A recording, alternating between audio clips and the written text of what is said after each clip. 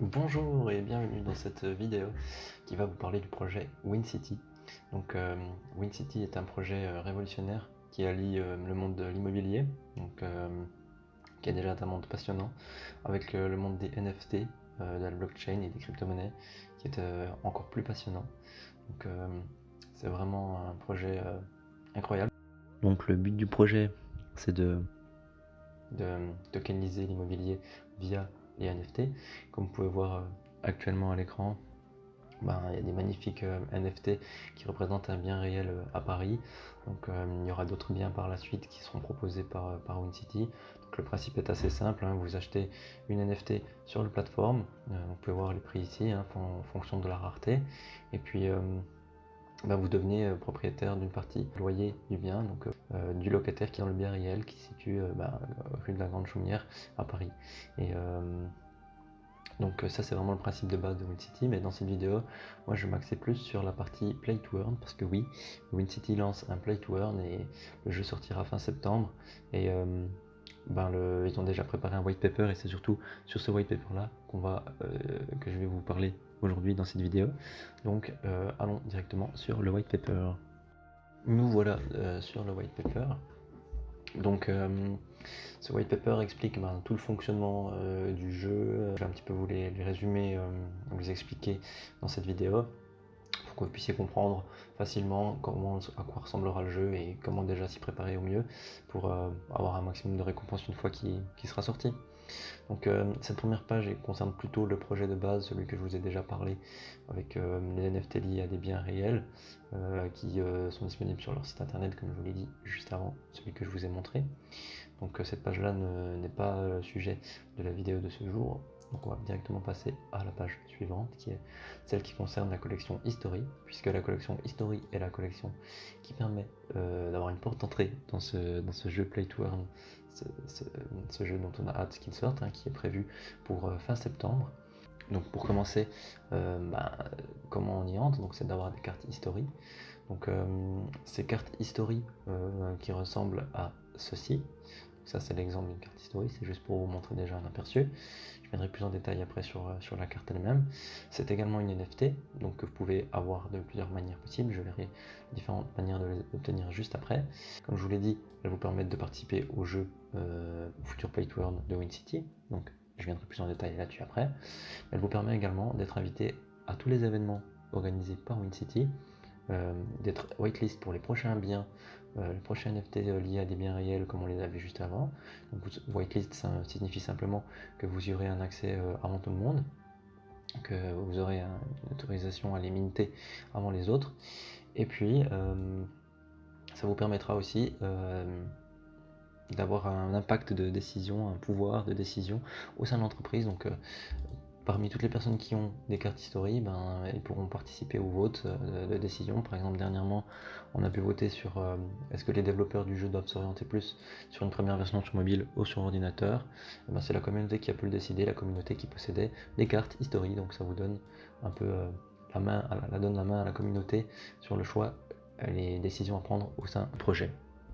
Donc cette collection History, il y a 3333 NFT qui sont divisés en 4 niveaux de rareté, des régulars, des rares, des mythiques et des uniques. Donc en tout, il y a 3000 régulars, 300 rares, 30 mythiques et 3 uniques, qui représentent en fait 10 monuments historiques différents qui sont situés en France. Donc ici on prend l'exemple du premier monument qui est représenté, donc l'Arc de Triomphe. On peut constater qu'il y a le monument qui est mis en image, mais également des éléments autour qui gravitent. Son adresse, simplement le nom et l'adresse du monument, sa rareté que je vous ai parlé avant, régular, rare, mythique ou unique, mais également un numéro ici. Et ce numéro est lié aux éléments qui gravitent autour du bien. Donc plus le numéro est proche de 1, plus il y aura d'éléments autour du monument, au maximum de 5. Et en fait, plus on a d'éléments, plus la carte est rare. Et plus elle aura un avantage dans le jeu. Ça, on va le voir juste après. Donc là, typiquement, on peut voir les éléments qui peuvent graviter, donc maximum de 5 éléments par carte toujours. Donc les oiseaux, les nuages, les avions, etc., tous les éléments qu'on voit autour, ils pourraient très bien ne pas l'être sur cette carte si ils n'étaient pas du numéro 1. Donc ça, c'est aléatoire. Il y a deux types de cartes, les trois premières, donc l'Arc de Triomphe, la Tour Eiffel et la place de la Concorde, elles ont un petit avantage par rapport à toutes les ou 7 autres, c'est qu'elles ont une carte unique, donc puisqu'il n'en existe que 3 comme je l'ai dit avant, elles concernent ces 3 cartes-là. Donc celles-là en ont 334 et les autres, elles en ont 333. Donc il y a des cartes à Paris, comme on a pu le voir, hein, les 3 premières d'ici, plus encore Notre-Dame de Paris, mais il y en a aussi dans d'autres villes de France, comme Marseille, Lille, Avignon ou d'autres. Donc maintenant, comment obtenir ces cartes History? Donc en fait, il y a plusieurs méthodes, hein. Donc la première, c'est simplement d'acheter un coffre sur la marketplace WinCity. Je vais vous montrer juste où c'est. Donc là, je reviens où c'est que j'étais avant, hein. C'est sur la marketplace, voilà, ici vous avez les cartes History, donc 2 façons d'acheter sur la marketplace, en connectant un wallet de par exemple MetaMask pour payer directement en Ethereum, ou alors simplement ici avec ce petit bouton en carte bancaire, donc pour payer en euros directement. Donc c'est tout simple, vous payez, ensuite vous allez recevoir un coffre qui générera une carte de la collection History de manière aléatoire. Donc c'est purement le hasard qui décidera si vous avez une régulière, une rare, une mythique ou une unique. En fonction de celles qui sont disponibles, bien sûr, parce que celles qui ont déjà été mintées ne peuvent pas être mintées.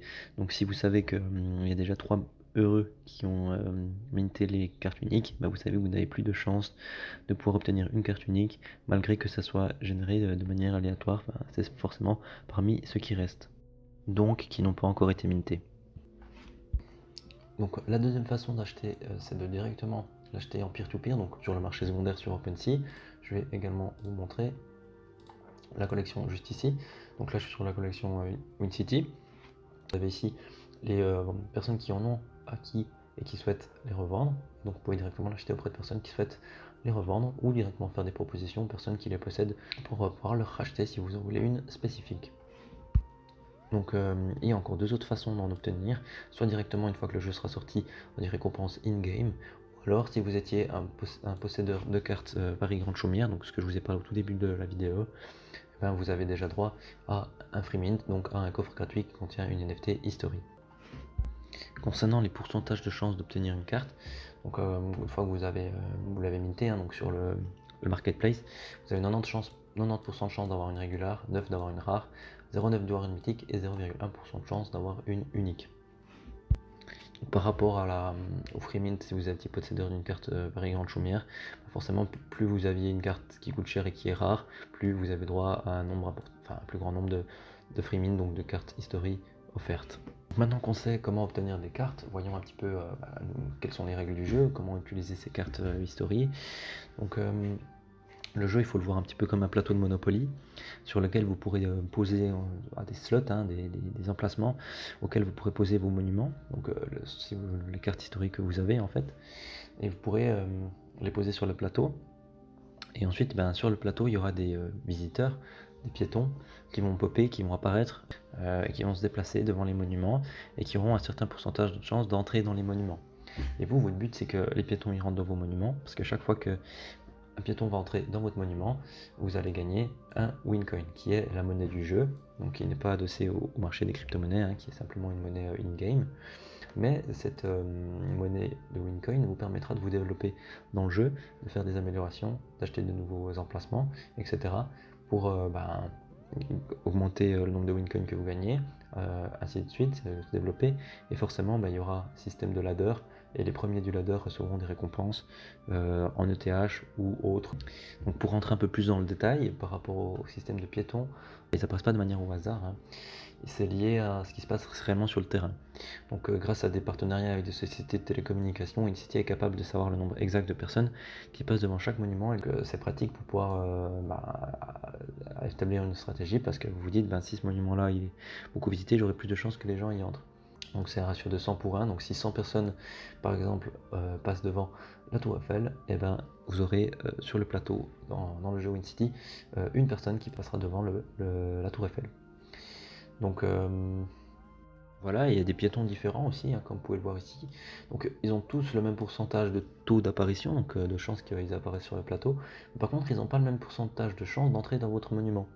Comme par exemple, si on prend la joggeuse, elle fait son jogging, hein, elle a autre chose à faire que de visiter bien des monuments historiques. Donc elle, si elle y entre, elle a que 20% de chance d'y entrer, et c'est vraiment parce qu'elle a mis un coup de cœur. Donc voilà, il faut tenir compte de ces différents éléments qui font que votre stratégie va être différente en fonction des biens que vous allez poser à vos emplacements sur le plateau. À savoir aussi qu'en fonction de la rareté de la carte que vous avez, forcément ça attire plus de piétons, hein. Plus la carte est rare, plus il y a de chances qu'il y ait un grand nombre de piétons qui entrent dans votre monument, évidemment.